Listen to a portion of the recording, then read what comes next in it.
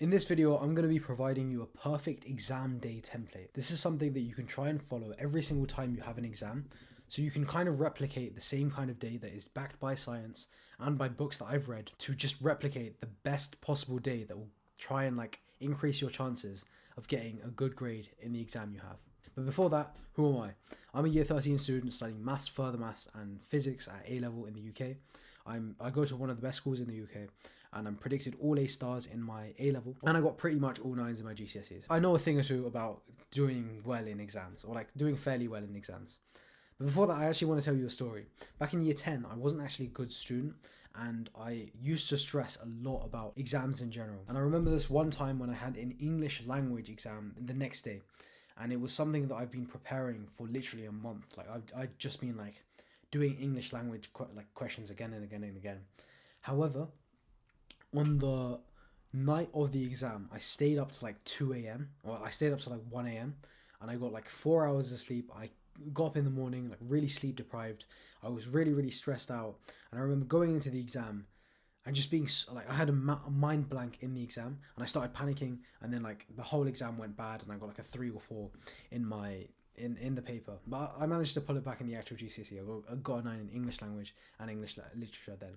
But I wish I had some kind of video like this, wherein someone had researched literally the perfect routine that you need to do to maximize your chances of getting a good grade in the exam, and just bullet point that down to what I should follow on the day of the exam. So this is what that video is. If you literally just make notes for this video and just bullet point down exactly the the steps you need to do on the exam day, and if you do them, you're way more likely to get a better grade. Step number 1 is to plan the night before. The first thing you need to do is you need to get enough sleep.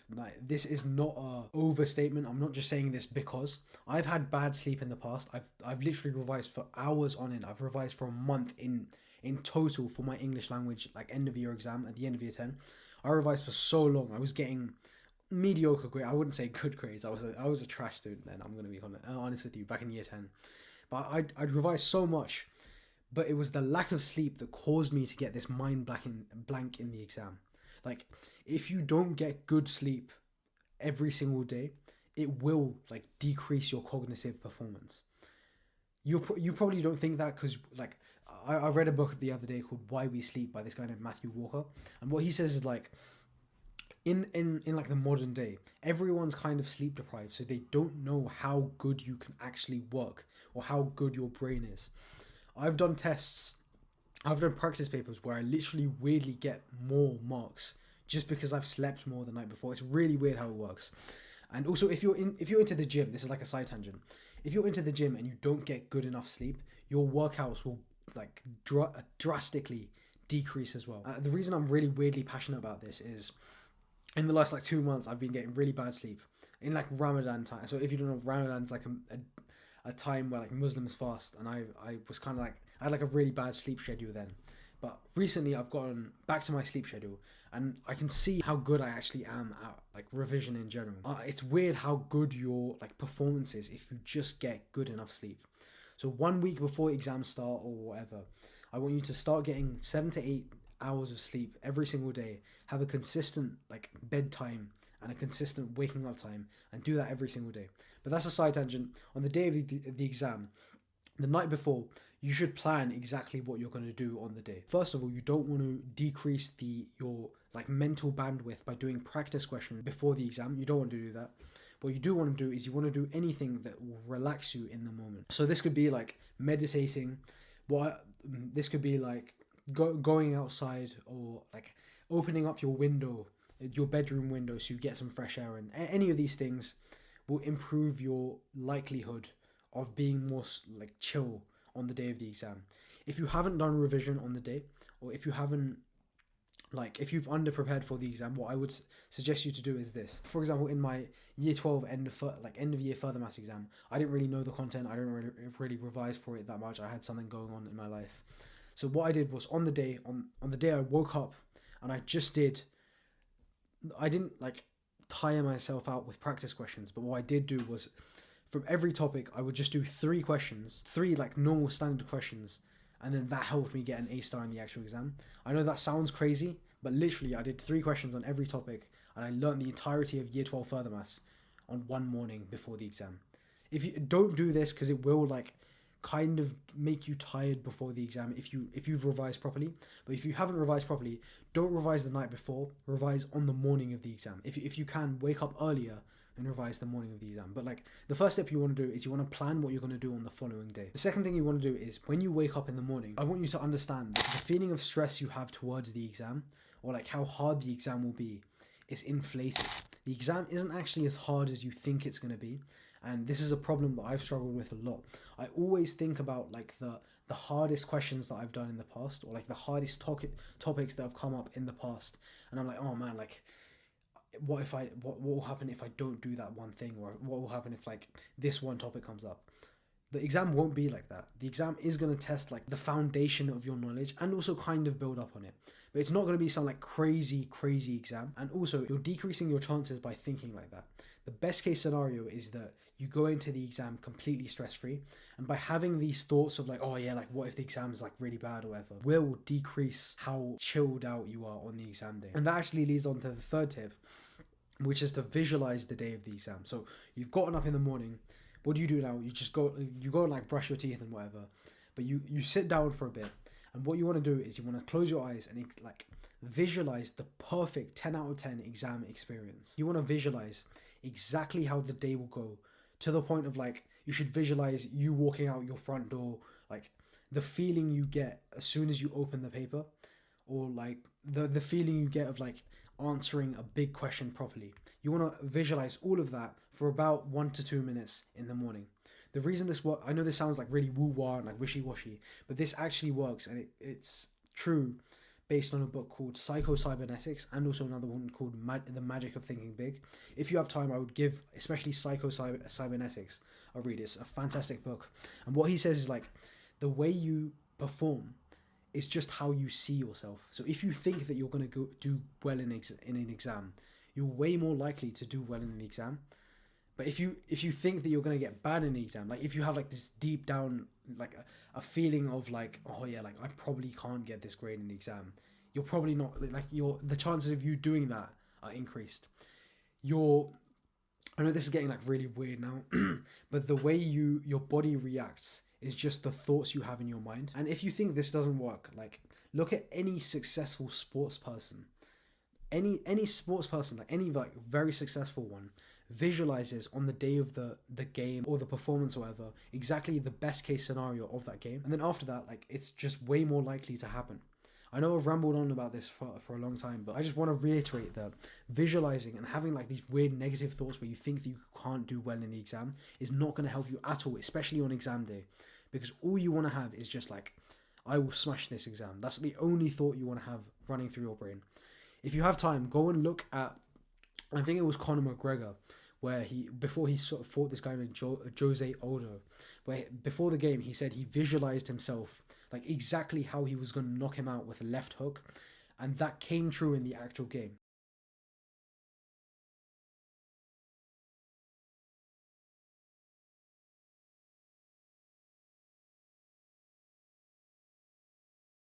This method of visualization is used so much at like the top most successful people, so you should also try and do this on the day of the exam. So after you visualize for 1 to 2 minutes, what you don't want to do is you don't want to go on social media. Social media is the worst.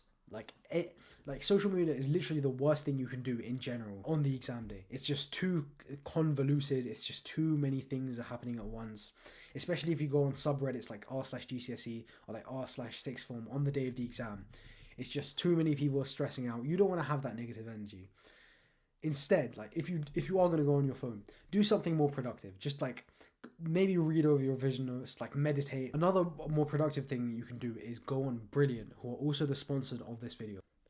Brilliant is an efficient application that you can download on your phone that will help you learn concepts from STEM subjects such as maths and science and computer science. I can attest to this personally, but there are only a few applications that you can download on your phone that will genuinely make you smarter and genuinely make you more productive, and Brilliant is one of them. One of the reasons is because it contains thousands of lessons on STEM subjects such as maths, algebra, LLMs, AI, large language models, regression, data, from very, very highly respected individuals from the education system, such as people from MIT, from Caltech, from Stanford. And also because each lesson builds up from first principles, so it teaches you the core concepts first and then builds upon that. So it's very easily accessible in my opinion. And also just because this is like one of the best ways to learn any subject in general. The reason Brilliant is so effective at making people learn subjects is because of how visual and how interactive each lesson is. And I've done computer science and Python courses on Brilliant before, and I can attest to this personally by saying that like this genuinely helped me improve my understanding of Python. And realistically, I wouldn't have really grasped that concept if I wouldn't have seen it visually as I saw in Brilliant. Another reason it's so effective is it just helps you stop mindlessly scrolling on Instagram Reels. A very common thing that people don't realize is you only really scroll or like mindlessly scroll or watch content on your phone when you're bored. And it only takes something as simple as just like reframing your perspective of like, oh yeah, when I'm bored on my phone, instead of going and clicking on Instagram, I'm gonna go and click on Brilliant.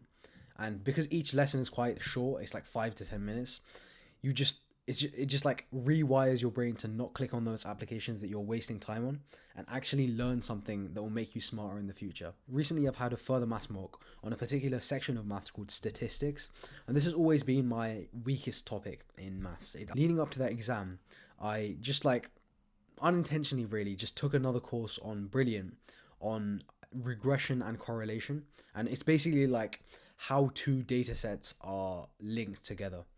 And like I was doing it like 5 to 10 minutes, not long. I wasn't doing like hours on Brilliant. I was literally doing like 5 to 10 minutes every single day. Not only did that actually help me more in the exam, like I actually understood correlation way more than I would have by just like reading the textbook.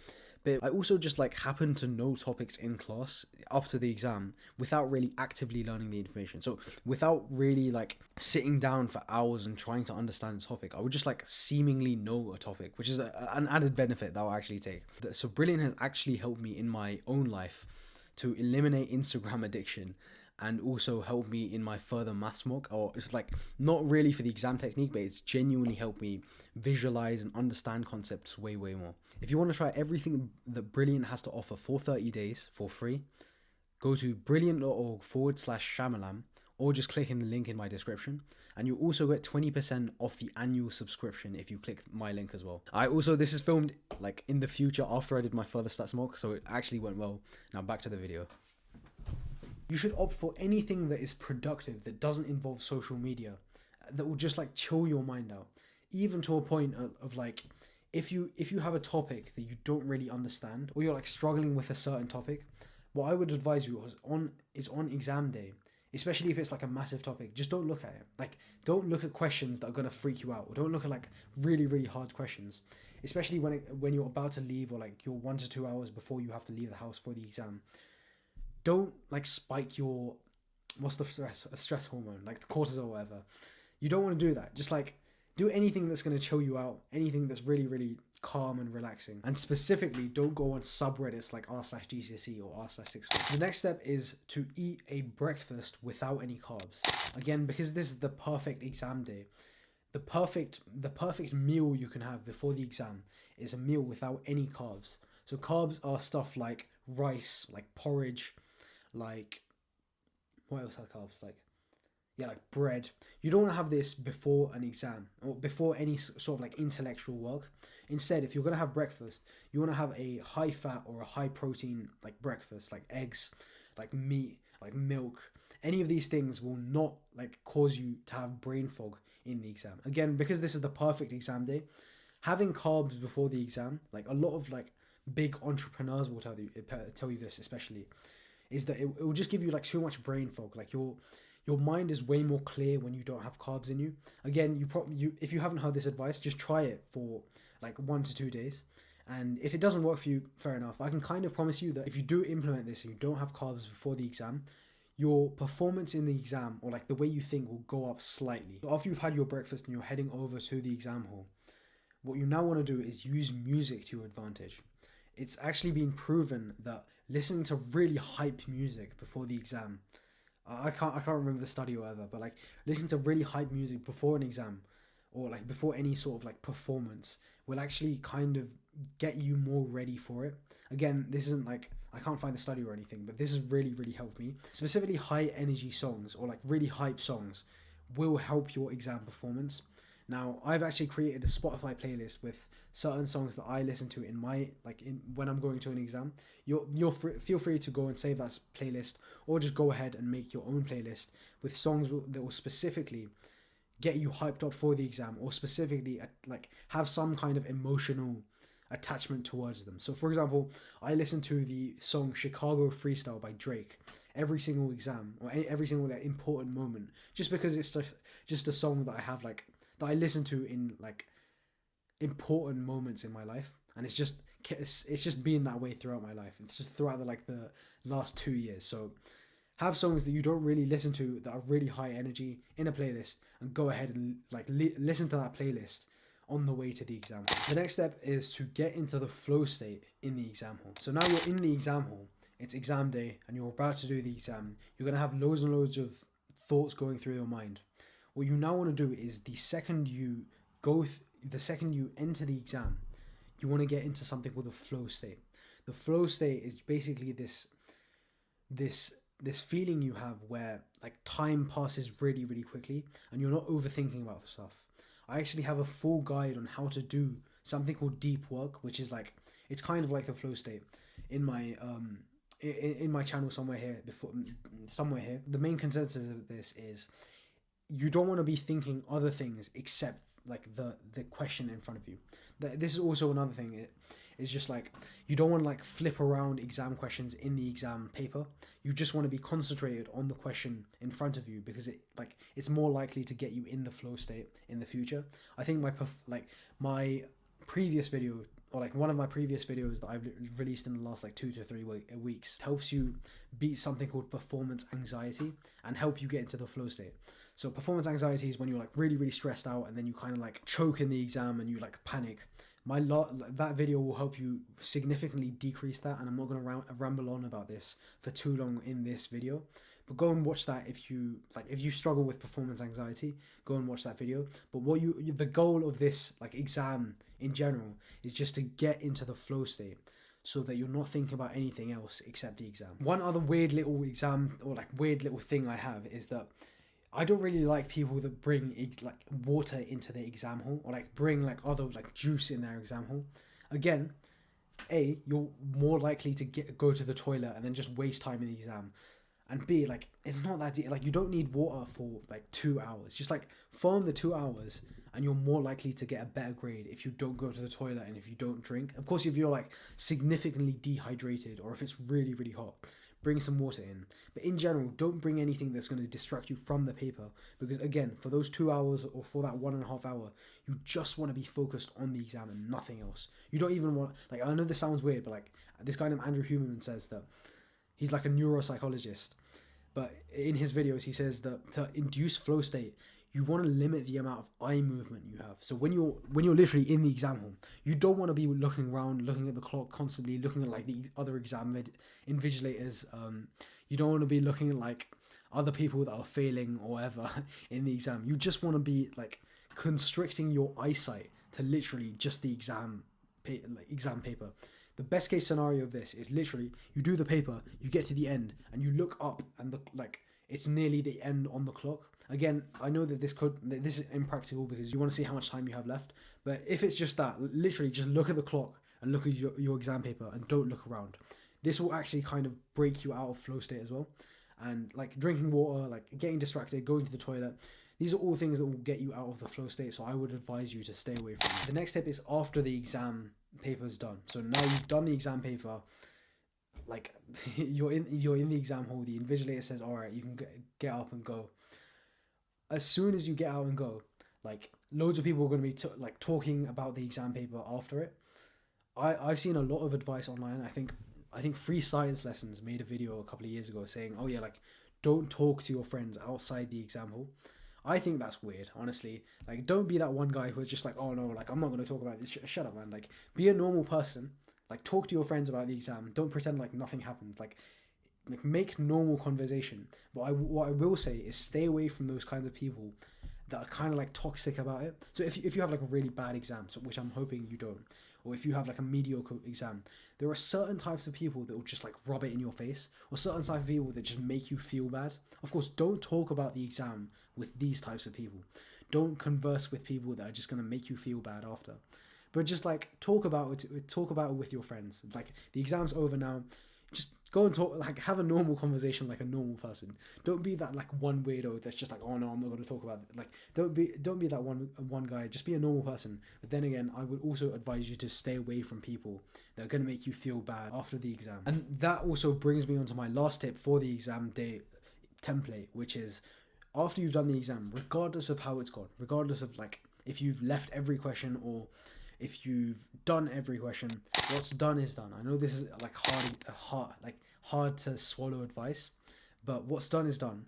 After, you shouldn't get overly gassed or overly sad about the exam result. So if you get overly gassed, you're way more likely to just be more complacent for the next exam, which you don't want to do. Especially like if this is your last exam, then fair enough. But you don't want to get overly gassed. You don't want to go on social media and like start posting on like why you're going to get an A star or whatever. But you don't want to get overly sad or like not depressed, but like overly down in the dumps after the exam. Even like if you've left every single question, you should still have a positive mindset after it, because you don't want to let this exam affect your next exam. I know this is really, really easier said than done. And I know it's easy for me to say, oh yeah, just don't get sad about the exam. But genuinely, like, having too much emotions built up over something that's happened in the past isn't something that's going to help you in the future. So what I would advise for you to do in this is go watch my video on what you should do after a bad exam. And basically what I say is just like, you should just journal your feelings on a piece of paper, close the piece of paper. And for me especially, that's all it takes to like completely get my mind away from that exam. Literally, like, journal for like 2 to 3 pages on exactly why you hate that paper, or like what happened during that exam like period, and then just like leave it after. So this is the perfect 10 out of 10 exam day that you can have. What I would recommend you to do is just go over this video, bullet point this down, and try and follow this on the exam day. I'm also going to try and follow this on my exams coming up. But yeah, if you follow this, you're way like most people just get up, go scroll on Reddit, and then go do their exam.